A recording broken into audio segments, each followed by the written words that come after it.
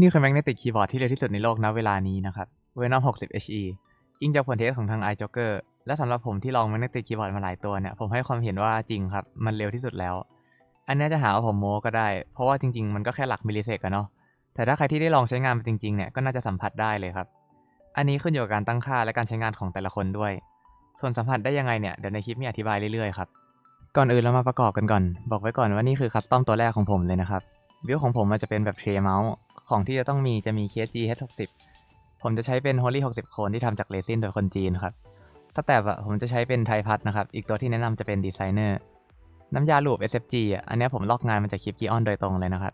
ในคลิปนี้ผมจะไม่ได้ลูปให้ดูพอดีว่าผมทำทิ้งไว้นานแล้วครับแล้วผมก็ได้รับคำแนะนำเรื่องการดัดไวมาจากพี่ๆในกลุ่มคีย์บอร์ดด้วยสวิตช์ที่ผมเลือกใช้จะเป็น Gion Raw HE รุ่น40 กรัมส่วนเพจผมจะเป็น Carbon Fiber หาตัดแยกจากร้านนอกครับไฟล์เพจเดี๋ยวผมแปะทิ้งไว้ให้จะใช้เพจแบบปกติไม่ได้นะครับเพราะว่า Magnetic Switch ขามันจะเป็นแบบ 2 พินมันไม่สามารถยึดเพจกับ PCB เองได้ถ้าไม่มีน็อตตอนใช้งานเนี่ยเวลาเรากดแรงๆPCB มันจะยั่วครับสวิตช์มันจะไม่เสถียรทำให้เราต้องมีน็อตมาเป็น stand off PCB รุ่นนี้ของผมจะเป็นตัว prototype นะครับหน้าตามันเลยจะไม่เหมือนของตัวจริงสเปคเจ้า Venom 60ก็ง่ายๆเลยครับ8,000 Hz ที่มี latency ที่ต่ำที่สุดไปฟังเสียงกันเลยดีกว่าครับ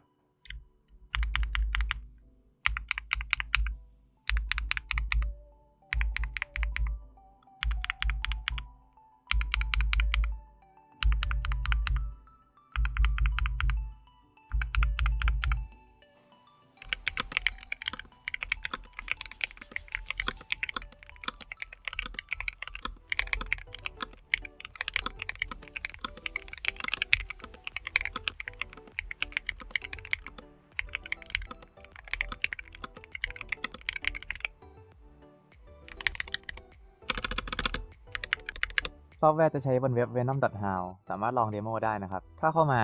ที่ด้านขวาบนจะสามารถปรับภาษาได้ตรงนี้ครับ มีแค่อังกฤษกับเกาหลี แล้วก็ปรับ Dark Mode กับ Light Mode ได้ตรงนี้เลย อันดับแรกผมอยากให้ไปที่ Setting และไปที่อัปเดต Firmware นะครับผมแนะนำให้อัปเดตเป็นเวอร์ชัน Stable ล่าสุดเสมอ แต่ว่าผมเป็นคนที่ซนไง ก็เลยจะอัปเป็นเบต้านะครับ กดที่ Enter Bootloader ได้เลย หลังจากนั้นก็ทำการ Connect Device นะครับที่เป็น IAP ตรงนี้ แล้วก็กด Start Update ได้เลยครับแล้วก็รอจนกว่ามันจะเสร็จโอเคทีนี้มันอัปเดตเสร็จเรียบร้อยแล้วนะครับอันดับต่อมาคือถ้าใครที่เปลี่ยนสวิตช์เนี่ยมาเปลี่ยนตรงนี้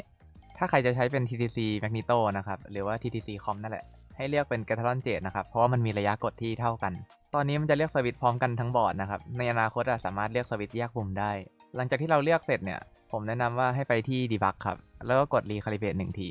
มันจะอ่านค่าแม่เหล็กของแต่ละปุ่มในช่วงเวลานั้นนะครับแล้วก็จะออโต้ไปเรื่อยๆส่วน Key Test ก็คือทดลองปุ่มนะครับเหมือน VR เลยสามารถรีแมปปุ่มได้ตามปกติเลยครับส่วนของผมจะเป็น Layout 7U ถ้ากดที่ Layout ตรงนี้จะสามารถ Split Backspace ได้นะครับจาก1ปุ่มก็จะกลายออกมาเป็น2ปุ่มตรงนี้ต่อมาไปที่ Actuation ครับของผมจะปรับให้ทุกปุ่มอยู่ที่2มิลนะครับและ Dead Zoneอยู่ที่0เป็นค่า Globalข้อดีของซอฟต์แวร์ตัวนี้คือเวลาที่เราปรับค่า global ครับมันจะไม่โดนค่าที่เราปรับเป็นรายปุ่มแล้วเช่นถ้าผมเลื่อน actuation point ตรงนี้มันก็จะไม่โดน WASD ที่ปรับไปแล้วครับถือว่าเป็นอะไรที่ดีมากเลยอันนี้นับว่า Dev เข้าใจ user experience ของจริงเลยนะครับจะมีแค่ปุ่ม WASD ที่ผมจะปรับ actuation point อยู่ที่ 0.2 และ rapid trigger อยู่ที่ 0.15 มิลนะครับจริงๆมันปรับได้ต่ำสุด 0.1 แหละแต่ว่าผมจะทิ้งไว้ที่ 0.15 เพราะว่า 0.1 มันเร็วเกินนะครับปกติถ้าใครที่ดูช่องของผมเนี่ยจะเห็นว่าผมปรับ WSD โดยให้ทุกค่าจะต่ำสุดอยู่ตลอดแต่ว่าเจ้าคีย์บอร์ดตัวนี้ 0.1 มันเร็วเกินไปมากๆจริงๆนะครับเพราะว่ามันคือ 0.1 แท้ๆไม่เหมือนเจ้าอื่นอย่างเช่น Booting เนี่ยต่อให้เราปรับ Rapid Trigger 0.15 มันก็จะทำงานที่ 0.27 อยู่ดีครับอันนี้เป็นเพราะค่า Bottom Dead Zone แฝงที่ฝังอยู่ในเฟิร์มแวร์นะครับใน Booting จะปรับไม่ได้หรือยังใน Mate 68 Pro หรือว่า Ultra ที่ต่างกันแค่เคสเนี่ยถ้าเราปรับ 0.01 ครับมันจะมี Dead Zone อยู่ที่ 0.14 อยู่ดีหรือแม้แต่ Mate 60 Ultimate ตัวถูกครับที่ปรับ 0.04 ทำงานไวสุดก็จะอยู่ที่ 0.12 นะครับเพื่อให้เห็นภาพมากขึ้นนะครับเดี๋ยวผมจะเทส Bottom Dead Zone ให้ดูเจ้าตัว Switch Gion Raw HE ที่ผมใช้อยู่เนี่ยจะมีระยะกดอยู่ที่ 3.4 มิลถ้าสมมุติว่าผมปรับ Rapid Trigger ไว้ที่ 0.15 ที่เห็นเมื่อกี้นะครับแปลว่ามันควรจะเลิกทำงานเร็วสุดอยู่ที่ประมาณ 3.25 ประมาณนั้นถูกไหมครับ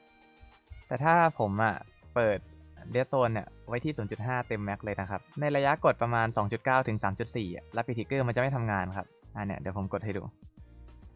อันนี้นะครับผมกดลงไปเต็มปุ่ม 3.4 ถ้าตามหลักแล้ว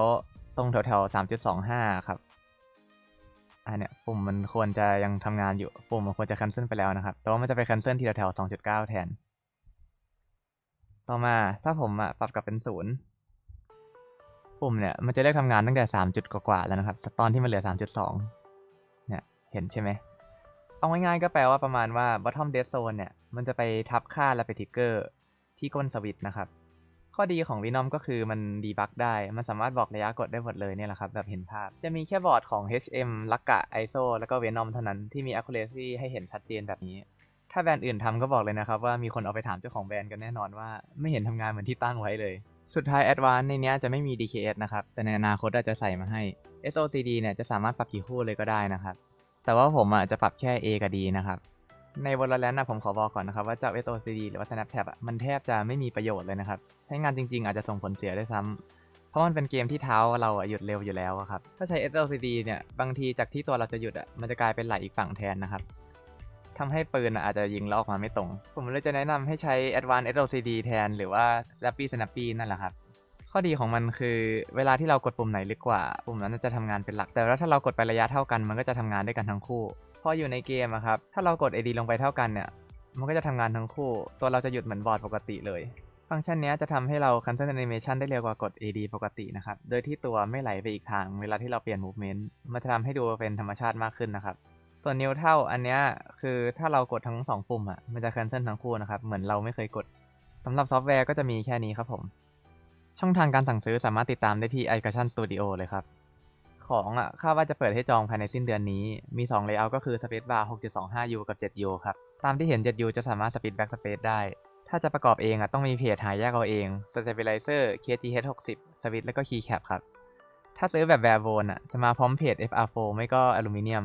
ได้เคส Fox Regular ราคารวมๆจะอยู่ที่ประมาณ 5,000 ถึง 6,000 กว่าราคานี้ยังไม่รวม Strap Switch แล้วก็ Keycap นะครับผมว่าประกอบทั้งหมดรวมแล้วงบจะอยู่ที่ประมาณ 5,000 ถึง 8,000 นะครับแล้วแต่งานประกอบเราสำหรับผมมองว่างบเนี้ยก็ยังดีกว่าซื้อบูตติ้งนะครับทั้งในด้าน performance และงานประกอบในงบที่ผมประกอบในคลิปเนี่ยจะอยู่ที่ประมาณ 5,500 พอเคสมันราคาถูกมากๆเนี่ยข้อเสียก็จะเป็นตามในคลิปเลยครับ Resin 3D Print เนี่ยมันเข้ามาชนกับ Space Bar ครับดัดก็ยากด้วยผมเลยไม่ค่อยแนะนำให้ซื้อตามนะครับสรุปผมให้คีย์บอร์ดตัวนี้ดีที่สุดแล้วนะครับและจะเป็นตัวที่ผมใช้ประจำด้วยยังนับว่าเป็น Magnetic Keyboard ตัวเดียวที่ถือว่าเป็น Custom PCB จริงๆอีกแถมยังไวที่สุดในโลกถึงการประกอบมันจะดูยุ่งยากนะครับแต่ผมไม่นับว่ามันเป็นข้อเสียนะออกจะเป็นข้อดีได้วยซ้ำเพราะเราสามารถเลือกแต่ละชิ้นได้เองทั้งหมดหน้าตากับเสียงเราอยากให้มันเป็นแบบไหนเราก็สามารถเลือกเองได้หมดเลยข้อเสียจริงๆอาจจะเป็นเพราะว่ามันไม่มีไฟ LED แต่ก็ต้องบอกก่อนว่าพวกความร้อนมันส่งผลต่อแม่เหล็กนะครับไม่เปิดไฟดีที่สุดแล้วอีกตัวที่ผมกำลังสนใจอยู่เพราะปกติผมเป็นคนที่ชอบใช้ F-Low ด้วยนะครับก็คือ Lenny 75 RT ใช้ซอฟต์แวร์ของ ISO คู่แข่ง MM Panel จาก Everguide นะครับเลยได้สวิตช์ TTC Com RGB สวิตช์ที่มีความ wobble น้อยที่สุดและแพงที่สุดในโลกตอนนี้งานประกอบของ Lenny 75 ก็น่าจะรู้ดีกันอยู่แล้วนะครับส่วนใครที่กำลังมองหาบอร์ดบัดเจ็ตตัวอื่นๆเนี่ยผมแนะนำให้ไปดูคลิปก่อนหน้านะครับผมอธิบายไว้ทุกงบเลยละเอียดมากๆแล้วใต้คลิปผมทิ้งรายละเอียดการสั่งซื้อต่างๆไว้หมดแล้วครับฝากกดติดตามช่องกันด้วยตรงหน้าช่องจะมีลิงก์ Facebook Page กับ Discord นะครับใน Discord จะมีข่าวสารต่างๆลงตลอดคำถามหรือปัญหาพบบ่อยๆก็อยู่ตรงนี้ครับแล้วก็ Ranking Magnetic Keyboard เนี่ยอัปเดตเรื่อยๆเลยคลิปนี้ก็ไม่มีอะไรแล้วไว้เจอกันใหม่คลิปหน้าครับบาย